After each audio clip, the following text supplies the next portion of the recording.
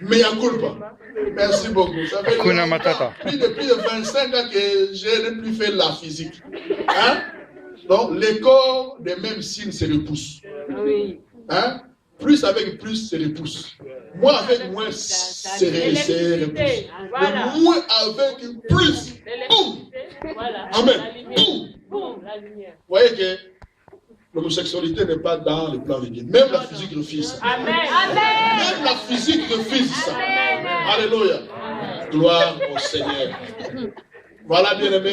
On peut couper une longue histoire parce que ce n'est pas le sujet du jour. Et si tu veux qu'on en parle, invite-moi au restaurant et puis je te donnerai les détails. Mais quelques années auparavant, j'avais fait la même expérience avec une autre personne.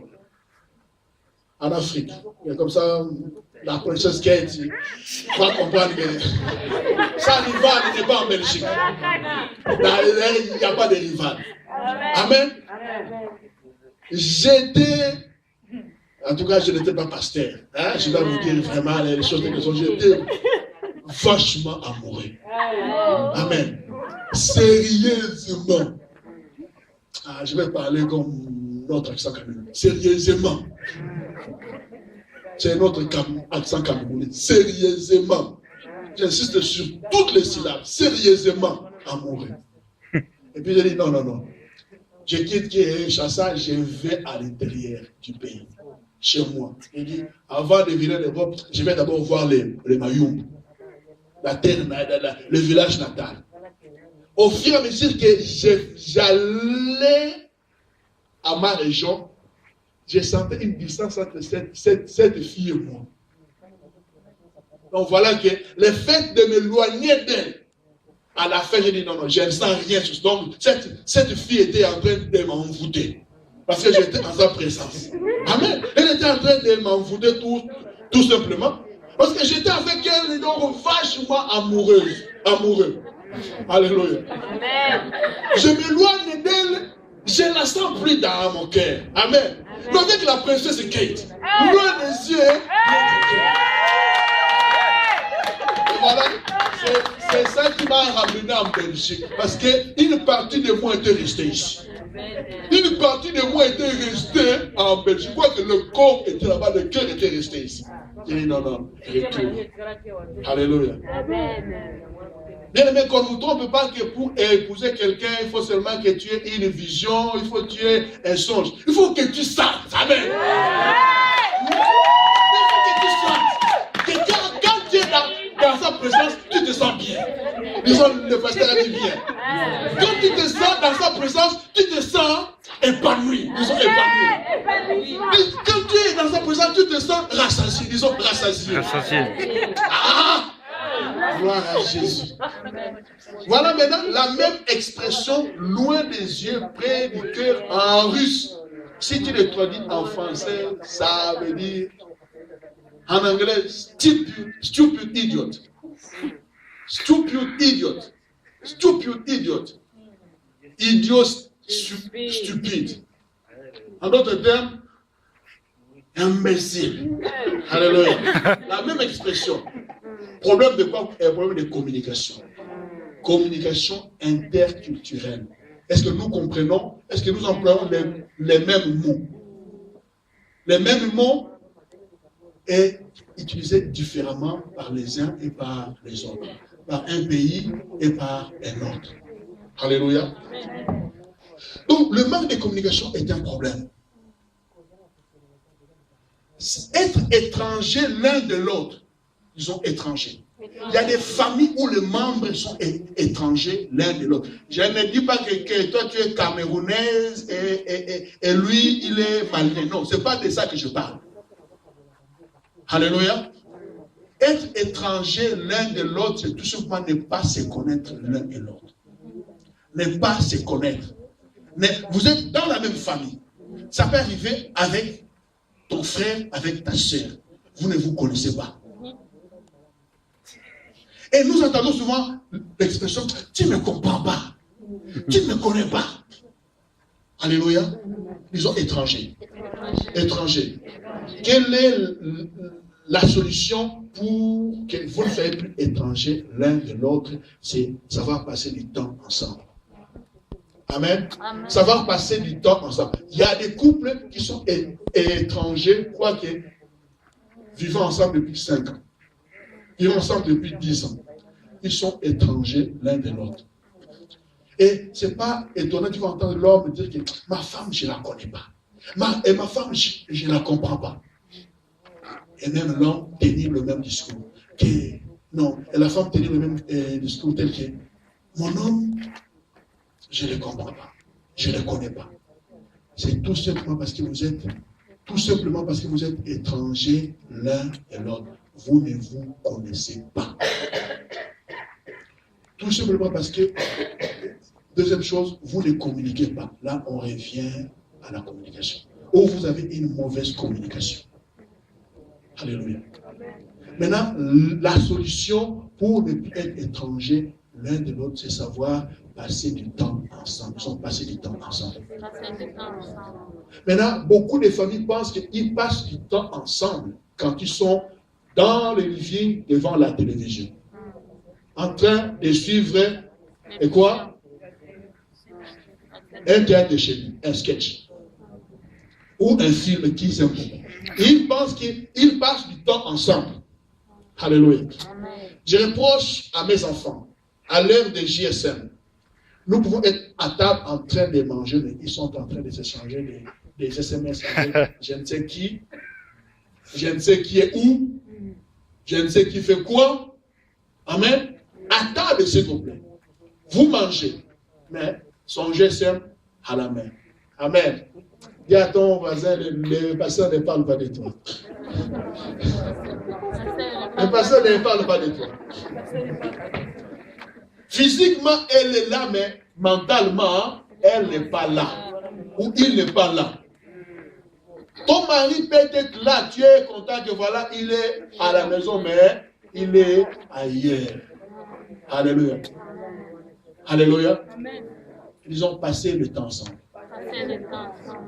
Comme je dis, chaque élément ici peut être creusé.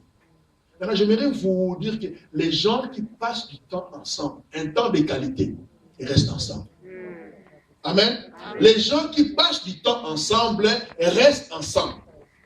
Pourquoi est-ce qu'un homme qui a fait des études, un directeur, un homme respectueux et respectable, va tomber amoureux de son domestique, va tomber amoureux de sa secrétaire? Pourquoi, à votre avis? Parce qu'ils passent du temps ensemble. Et ils communiquent. Amen. Cet homme, ce directeur est à la maison pendant 2 heures, 3 heures du temps. Mais 8 heures, 9 heures, il le passe où? Au bureau. Alléluia. Ça développe les instincts. Ça développe les sentiments. Ça développe les mécanismes. Ça développe les stratégies. Alléluia. Maintenant, je ne vous dis pas à vous, sœurs, interdire à ton mari d'aller travailler. Parce que tu as aussi besoin de son argent. Alléluia. Tu as besoin de ses sous. Parce que le même homme, s'il n'apporte rien, tu vas lui faire des problèmes. Jusqu'au jour où tu vas lui donner ça ou de sa mère. Alléluia.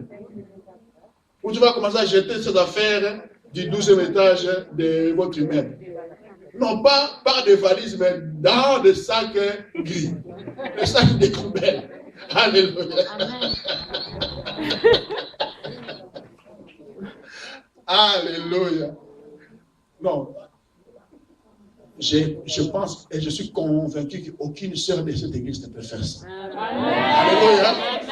Alléluia. Aucune sœur, quoi qu'il en soit, si les pompiers sont arrivés trop tard et que tout est déjà brûlé, amen, respecte cet homme avec qui tu as eu des enfants. Respecte cet homme avec qui tu as eu un passé. Parce que ce passé n'était pas que mauvais, il était aussi bon. Et il y a des bons souvenirs et les photos peuvent en témoigner. Alléluia. Finalement, je ne vais pas traiter le sujet principal que je vais traiter. Ça va passer du temps ensemble. Aller en vacances ensemble. Amen. Amen. Dans notre communauté, tu vas apprendre que voilà, maman était là à Paris avec les enfants pour 3 jours, pour 4 jours. Et elle est allée en Allemagne. Et tu laisses ton homme seul ici. Alléluia. Il y a des loups. Amen. Il y a des loups ravisseuses. Alléluia. Il y a des lions. Amen.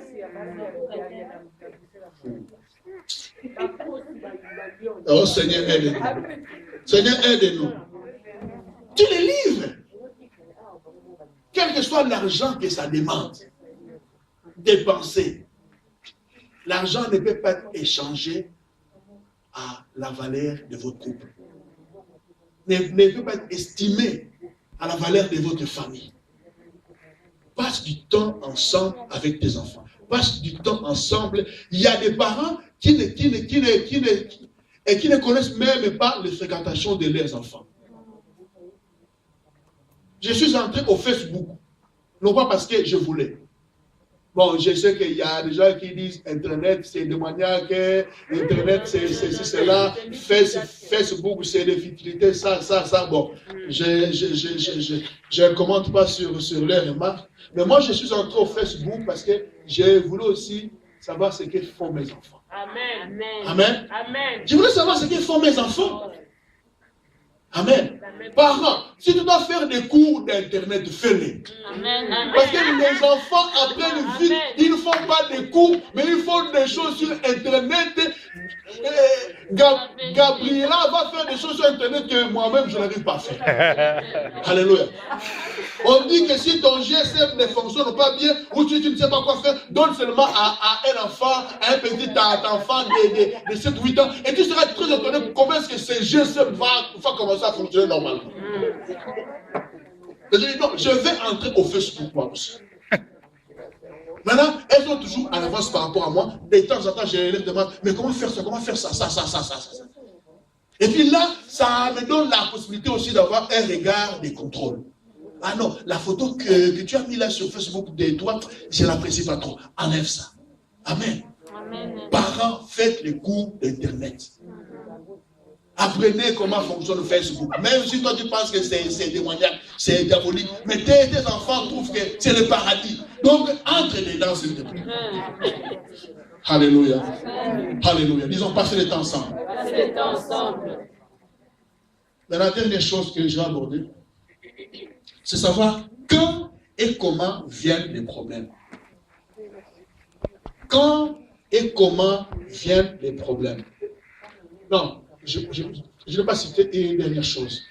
C'est quoi? Les problèmes non traités. Disons, les problèmes non traités. Dans nos familles, dans nos couples, il y a des problèmes non traités. Il y a des sujets non traités. Il y a des sujets qu'on a mis tout simplement dans le congélateur. Maman, si tu avais préparé le fou ou le haricot, amen, si tu avais préparé du bœuf, et qu'on t'apporte du cochon, du porc, tu trouves que je ne saurais pas tout manger. Sinon, ça va maintenant, la nourriture va me manger à son tour. Qu'est-ce que nous faisons? Tu mets ce Tupperware dans le congélateur. Amen. Que je mangerai dans une semaine. Il y a des gens ici, si les pasteurs annoncent une semaine de jeûne et prière, j'ai des pondous que j'avais fait. Je leur ai dit, bon, ça fait rien, je vais mettre tout ça où? Dans les congélateurs. Donc, dans nos familles, il y a beaucoup de sujets qu'on a tout simplement mis dans les congélateurs. On dit, je traiterai cela plus tard. Je traiterai cela un jour. Mais depuis que tu as mis ces sujets dans les congélateurs, 6 mois sont passés. 1 an est passé. 2 ans est passé. 3 ans est passé. 4 ans est passé. Et le sujet n'a toujours pas été traité. Et ça envenime la vie familiale. C'est un poison dans la vie familiale. C'est un poison dans les couples. Il y a des couples qui souffrent. Il y a des couples qui ont divorcé. Et il y a des couples qui sont au bord du divorce à cause des problèmes non traités. Oh non, si j'évoque ça, il va s'énerver. Si j'évoque ça, elle va se révolter. Amen. Autant évoquer ça. Amen. Amen. Autant évoquer ce problème. Même si vous allez vous disputer, évoquez-les au moins que ça se termine. Amen. Amen. Alléluia. Amen. Maintenant, nous n'avons pas tous la même personnalité. Je reconnais ça. Il y a des gens qui ont facile à parler. Il y a des gens qui ont la langue facile. Il y a des gens qui sont des journalistes. Quand c'est elle qui est victime, quand c'est lui qui est victime, il va te faire une analyse A plus B est égal à ça, ça, ça, ça. Il va te faire une démonstration. Il va te faire une analyse et puis son cœur est vidé. Amen. Mais il y a déjà un petit problème, il le garde. Il stocke, il stocke, il stocke et il stocke jusqu'au jour où son cœur va exploser. Amen. Il ne faut pas en arriver là. Maintenant, chez certaines personnes, ça va provoquer ce qu'on appelle la dépression. Quelle est l'une des sources de la dépression? C'est des problèmes non communiqués. Des problèmes que tu gardes dans ton cœur, que tu stockes. Alléluia. Même ici, monsieur est sensible à ces sujets. Maintenant, un peu de diplomatie, s'il vous plaît. Hein? Les sujets délicats, on les évoque avec diplomatie. Il ne faut pas dire à quelqu'un qui quitte la maison le matin que j'ai un problème qu'on va traiter le soir. Alléluia. J'ai un problème qu'on va traiter le soir. Tu as ruiné toute sa journée. Donc quand il va revenir le soir, il est stressé, il est énervé parce qu'il ne sait pas de quoi est-ce que tu vas parler. Déjà, la façon dont tu as annoncé ça, c'est à la porte. Alléluia. Dis à ton voisin, un peu de diplomatie. Un peu de diplomatie. Un peu de bonne manière. Un peu de bonne manière. Parce que c'est pas parce que tu as appris que ton mari est sorti avec une femme que directement tu le brutalises. Amen. Directement tu l'agresses. Directement tu es prêt à l'empoigner. Non. Alléluia. Disons, il faut un protocole. Disons un protocole. Un protocole. C'est quoi un protocole? C'est que quand le ministre veut venir, il y a des choses qu'on a préparées. Amen. Amen. Quand un ministre, quand un président, quand un roi, nous avons vu tous les protocoles qui avaient entouré la prestation des serments des princes Philippe, qui est maintenant notre roi. Nous avons vu tous les protocoles. Donc il y a des étapes. Même si on t'a dit, même si c'est ton ami intime, vous savez, il y a des amis intimes, quand elle te téléphone, elle te dit que, tu sais, j'ai vu Jean-Marc avec une fille à la guerre du Nord. Alléluia. Ah, toi, ton cœur est déjà en feu. Amen. Donc, dès que ton homme rentre à la maison, c'est comme si tu as déjà plié le manche de la chemise. En égal, tu dis, viens, on va se battre. Et tu commences à lui faire un procès. La communication est mal abordée. Amen. Les pauvres, que ce soit vrai ou faux, tu l'as mis sur la défensive. Il va se justifier. Peut-être qu'il a été envoûté tout simplement. Il est envoûté. Envoûtement. Bien aimé, j'ai vu un pasteur sur Facebook au Congo, à Kinshasa, qui est sorti avec un membre de l'église, avec une fille de l'église, une jeune fille en bas âge, mineure. Mais le pasteur a dit que non, il était envoûté, il était dérangé par les démons. Alléluia. Le pasteur, comment Mikili l'a interviewé. Le pasteur dit non, les démons m'ont dérangé. Ça peut être vrai. Ça peut être vrai que le pauvre pasteur était envoûté. Hein? Maintenant, toi, au lieu de prier pour lui, au lieu de gêner pour lui, ne fût-ce qu'une semaine, si tu as gêné pendant 22 jours pour venir en Europe, à combien plus forte raison peux-tu gêner pour ton mari? Amen. Amen. L'amour de ta jeunesse, ton héros, ton prince charmant que tu avais appelé il y a quelques années. Alléluia. Donc l'envoûtement est possible. L'ensorcellement est possible. Alléluia. Ils ont le protocole.